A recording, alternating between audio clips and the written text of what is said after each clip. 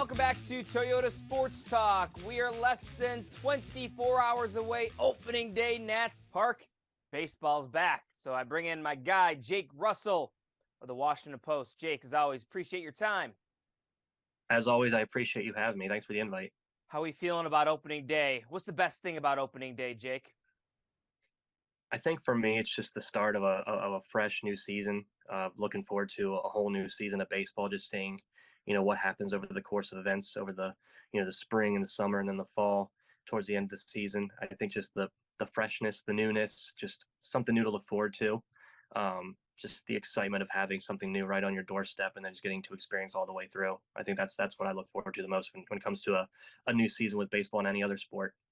How about these Washington Nationals, Jake? You've been following along as they've been going through spring training. What do you like? Well, maybe don't you like? Well, what I like from what they've done so far is how well they've stocked up on their minor league system. Obviously, this season, there are no expectations of making the playoffs or any surprise runs or any sort like that. What this season is about is watching these young players on this roster that are on the major league roster, the C.J. Abrams of the world, the Luis Garcias, and Kenzie Gores, and how do they fit into this franchise's future after this season and beyond. What are your concerns looking at the starting rotation, looking at the lineup? What are some hesitations do you have? Well, the concern is obviously the lack of talent on the team right now because they're a very young team.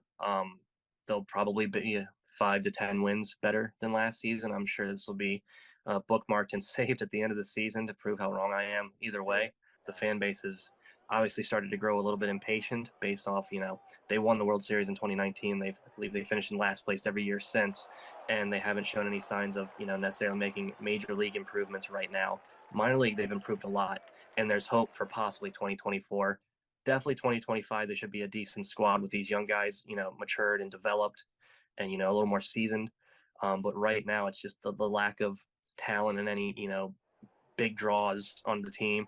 Obviously, Steven Strasburg is still on the team, but his career is in doubt. Who knows when he'll pitch again? That's a huge question mark, and that's obviously a big downside for this team as well. The player that is getting paid like a superstar that really hasn't pitched like a superstar is the opening day starter, Patrick Corbin. Looked okay in the spring, had his moments.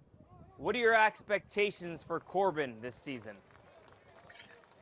For me, they're minimal. Right now, I don't really have many expectations for him.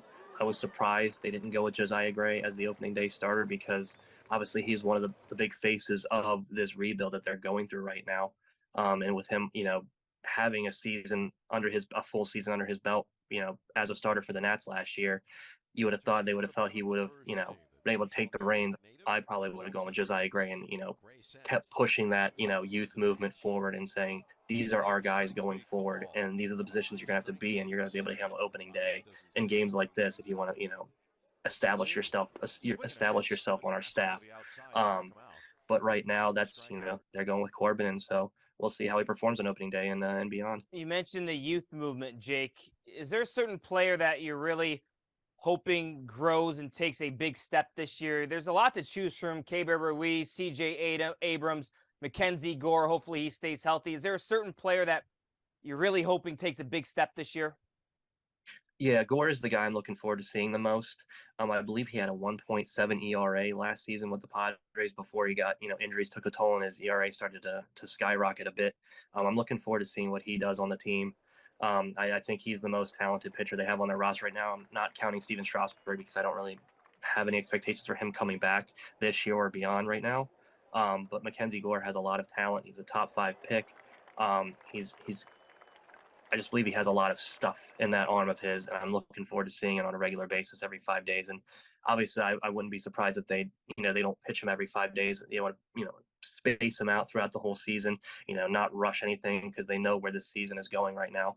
So why would you risk, further damaging any of your young stalwarts that you're looking for, on this staff going forward? So I'm looking forward to see what he brings to the table. They were, contemplating playing him towards the end of last year, but then they decided to just save him, rest his arm a bit, head into spring training, see what he's got then.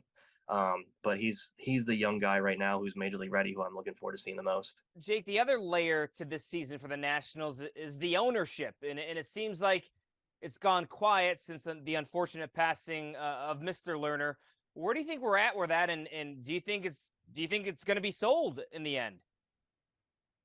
Right now, it appears to just be in a holding pattern, as if operate as if the ownership is in its current structure for this whole season. So just operate the way you would, as if they're the owners throughout the whole year.